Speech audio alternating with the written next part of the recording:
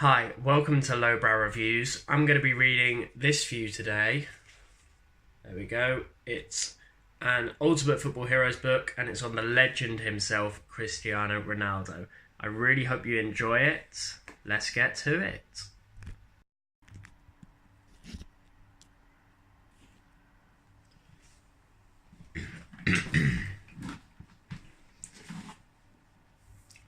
Ultimate Football Heroes. Ronaldo. From the playground to the pitch.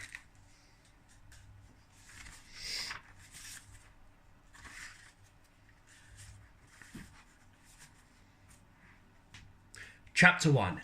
European Glory. Cristiano had already won so many trophies during his amazing career. 1 Spanish League title, 2 Spanish Cups, 3 Premier League titles, 3 English Cups, 3 Champions League trophies and 3 Ballon d'Ors. But he still felt something was missing. That something was an international trophy with Portugal. And on 10th of July 2016, he was 1 step away from achieving that dream.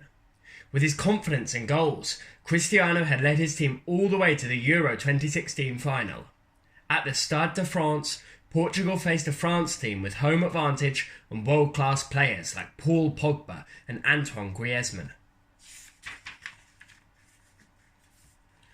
Portugal were the underdogs, but they had the best player in Europe, Cristiano, and he had never been more determined to win. After their coach, Fernando Santos, had been given his team talk in the dressing room, it was time for the senior players to speak. Nani went first, and then it was Cristiano's turn. "We've done so well to get this far," their captain told them. "1 more win and we will go down in history. We will return home as heroes." The whole squad cheered. Together, they could become the champions of Europe. Cristiano stood with his eyes closed for the Portuguese national anthem. He didn't mumble the words, he shouted them at the top of his voice. He loved his country and he wanted to do them proud on the pitch. After 7 minutes, Cristiano got the ball just inside the French half. As he turned to attack, Dimitri Payet fouled him. The game carried on, but Cristiano was still on the ground, holding his left knee and screaming in agony. Ow! As the physios used a magic spray and rubbed his knee with an ice pack, Cristiano winced. The injury didn't look good. He put his hands to his face to hide his tears. Dimitri came over to say sorry for his tackle, but Cristiano was too upset to reply. Eventually, he stood up and limped off the field. On the touchline, he tested his leg. It didn't feel good, but he wanted to keep playing. "Are you sure?" Juan Mario said to him as he walked back onto the pitch. "I have to try," Cristiano told him. But a minute later, he collapsed to the ground. On his big day, Cristiano was in too much pain to continue. He kept shaking his head. He couldn't believe his bad luck. "You have to go off," Nani told him, giving his friend a hug. "We'll do our skipper proud, I promise." Cristiano wasn't ready to give up yet, though. The physios put a bandage around his knee, and he went back on again. But when he tried to run, he had to stop. He signalled to the bench, "I need to come off." He ripped off his captain's armband. "Wear this," Cristiano said to Nani, putting the armband on him, "and win this final." "Yes, we'll win this for you," Pep shouted. As he was carried off on a stretcher, Cristiano cried and cried. The most important match of his life was over. It was 0-0 at half-time, and Cristiano was in there in the dressing room to support his teammates. "Stick together and keep fighting hard," he told them. In the second half, he was there on the bench, biting his fingernails and, in his head, kicking every ball. Every time Portugal nearly scored, he was up on his feet ready to celebrate. Just before striker Eder went on as a sub, Cristiano looked him in the eyes and said, "Be strong. You're going to score the winner." But after 90 minutes, it was still 0-0. Cristiano walked around giving encouragement to the tired players. It was tough not being out on the pitch, but he could still play his part. After 109 minutes, Eder got the ball, shrugged off the French defender and sent a rocket of a shot into the bottom corner. Goal! Cristiano went wild, throwing his arms in the air and jumping up and down. The whole Portugal squad celebrated together. They were so close to victory now. For the last 10 minutes, Cristiano stood with Santos as the second manager. He hobbled along the touchline, shouting instructions to the players. Run! Defend! Take your time! At the final whistle, Cristiano let out a howl of happiness as the tears rolled down his cheeks again. He hugged each of his teammates and thanked them. No, thank you, Eder said to him. Without you, I wouldn't have scored that goal. I told you he'd do it, Pepe laughed. Cristiano took his shirt off and threw it into the crowd. They had to give him another one so that he could do his captain's duty, collecting the Euro 2016 trophy. He climbed the steps slowly, giving high fives to the fans he passed. The trophy had red and green ribbons, the colours of Portugal's flag. As Cristiano lifted the trophy, the whole team cheered. He kissed it and then passed it on to the other players. No words could describe the joy that Cristiano was feeling. It was at Manchester United and Real Madrid that he became a superstar, but Cristiano's incredible journey to the top of world football had begun at home in Portugal with his family on the island of Madeira. And so, the Euro 2016 triumph was a way of saying thanks for when life wasn't always easy growing up. Without a difficult start in life, perhaps Cristiano wouldn't have had his amazing hunger to be the best, which turned a special gift into years of glory. Chapter 2. Dolores and Dennis.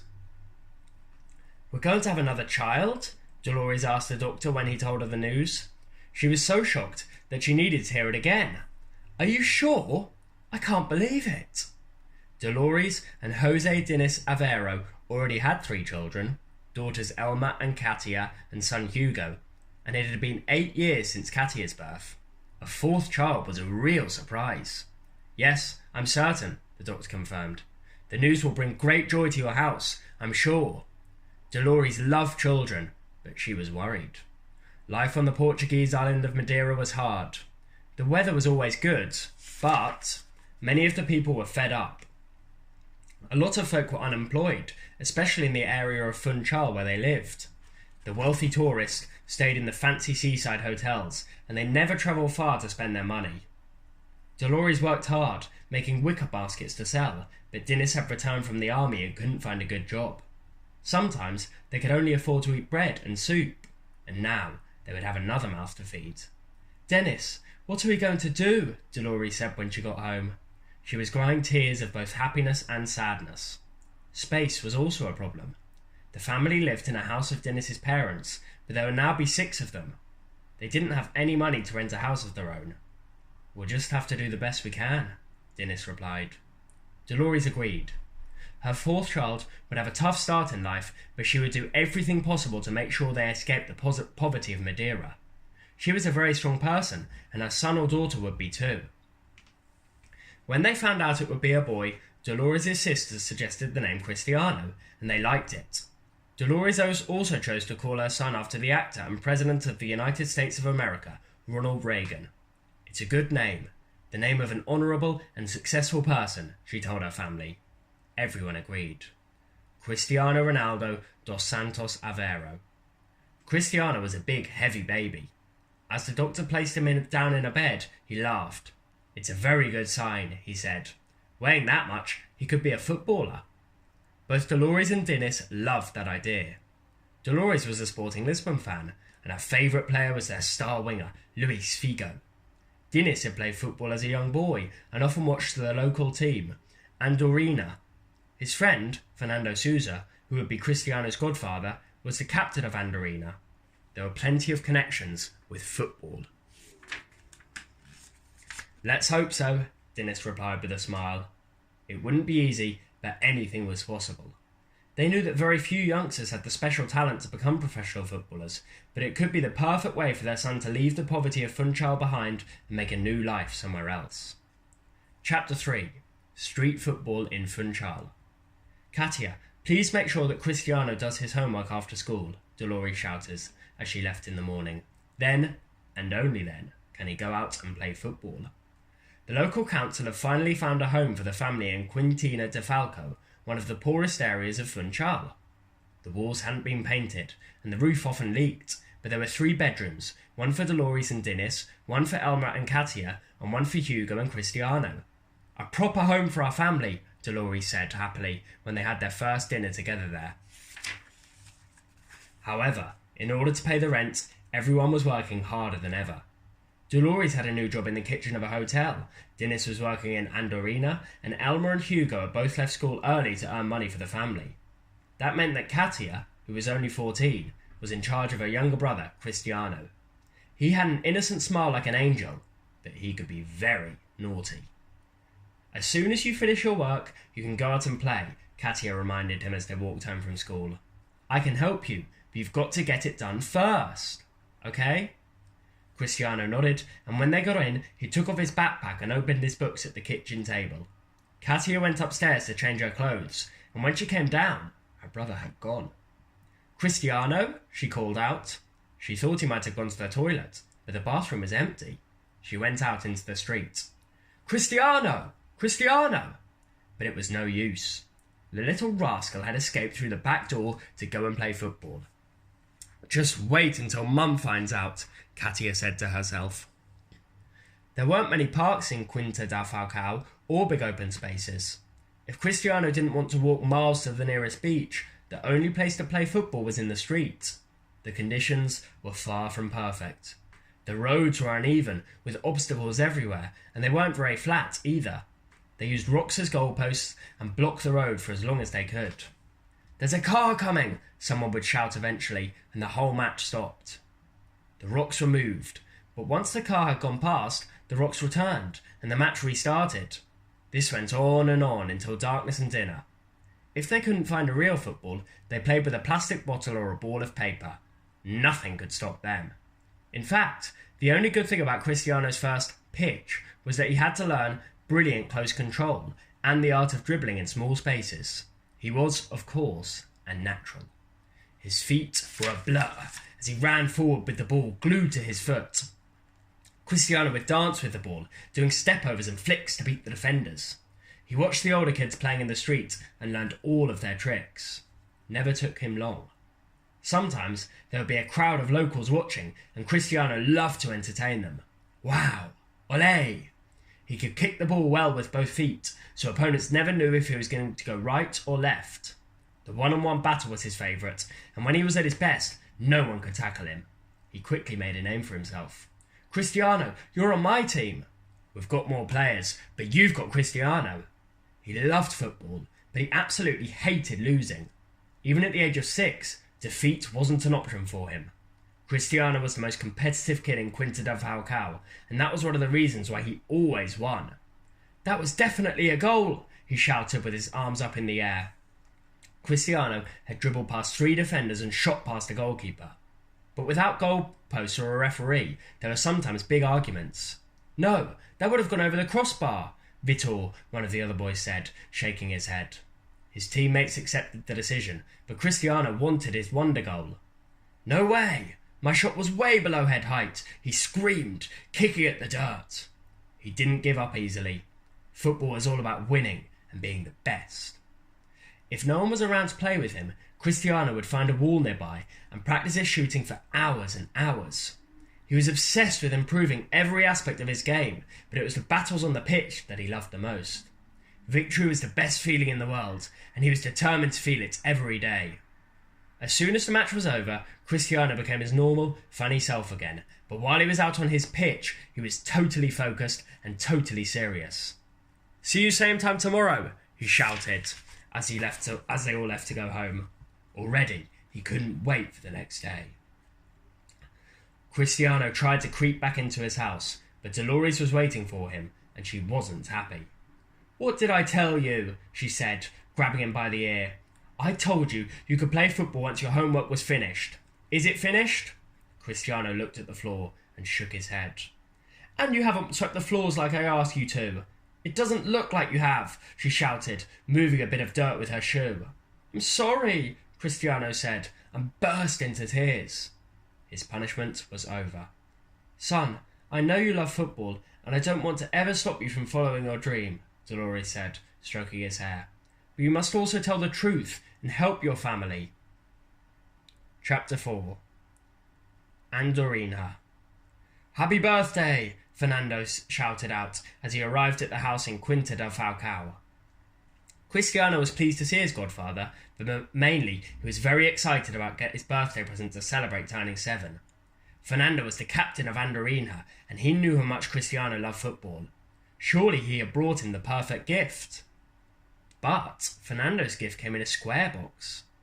As he unwrapped the present, Cristiano couldn't hide his disappointment. It was a toy cat. "Don't you like it?" Fernando asked. "Say thank you," Dolores told her son. "Thanks," Cristiano said. "I was just hoping that it would be my own football." The next year, Fernando brought him that perfect present, and Cristiano took it with him everywhere. There was always time to practice a few new tricks. He even took it to school with him, but his teacher wasn't happy. "Football is fun, but it's not important," she said, taking the ball away from him to keep next to her desk until the end of the day. "Education is important." Cristiano disagreed. Football was important, but he knew that his mum would kill him if he got into any more trouble. When he took the ball out onto the streets, he became the most popular kid in the area. Suddenly, everyone was his best friend, even though it was even harder to tackle him. Cristiano could even do more cool skills with a proper football. He ran rings around them. His cousin Nuno was very impressed when he came to watch. "You're way too good to be playing with those guys," he told Cristiano. "I'm playing at Andorina's now. You should come to training with me." Cristiano liked that idea. His dad was the club's caretaker, his godfather was the captain, and his brother Hugo was playing for the club, too. It made a lot of sense. He often went along to watch anyway, so why not go and play? "Nuno's right," Dennis said when his son told him about the plan. "It's time for you to start playing proper football." Proper football was more different than Cristiano had expected. The Andorina pitch was completely flat, and everyone had their own team shirt. They warmed up with lots of running and stretches. And the training sessions weren't just a big match. The coach put out cones and made them do passing and dribbling exercises. "It's like being a professional," Cristiano told Nuno happily. He had developed his style and confidence in street football, but at a football club he could learn about tactics and how to make the most of his talent.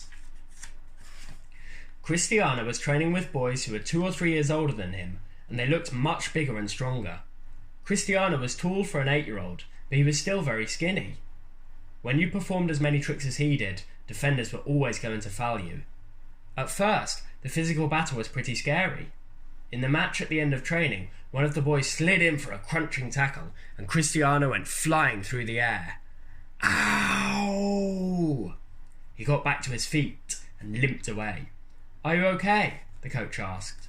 "Yes, I'm fine," Cristiano replied. "Don't worry, I can look after myself." He didn't want to show any weaknesses in front of his new teammates. He wasn't going to let a bit of pain stop him. It took a few sessions for his competitive edge to kick in, but Cristiano was soon the best player in the team. He was as quick with the ball as his feet as he was without it, and he dazzled defenders with his magical dribbling. His shooting got better and better, and he scored lots of goals in the 7-a-side and 11-a-side matches they played every week.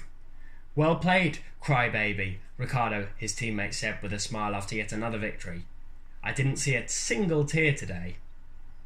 Cristiano didn't like his new nickname, but he knew that it was just a friendly joke. He was very passionate about football and winning, and he couldn't help showing his emotions. If a teammate was selfish and tried to score himself, rather than passing to Cristiano, he cried, "I was right there! I would have scored!" If a teammate dared to criticise him for not passing, he cried, "I'm the best player and I'm helping us to win." And if the team lost a match, he cried and cried, "I can't believe it! That was the referee's fault!"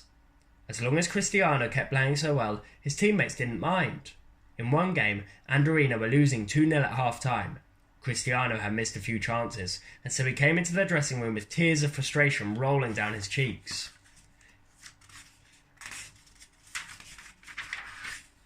He sat on his own in the corner with his back to the other players. After a minute, Ricardo went over to him. "Calm down. There's still plenty of time for you to win the game for us." Cristiano nodded and took a deep breath. In the second half, he turned his anger into gold. By the final whistle, they had won 3-2, and he was the hero. You love a bit of drama, don't you? Ricardo laughed as they celebrated. As soon as the game was over, Ronaldo always went back to being a normal, funny boy. Yes, but what would you guys do without me? He replied.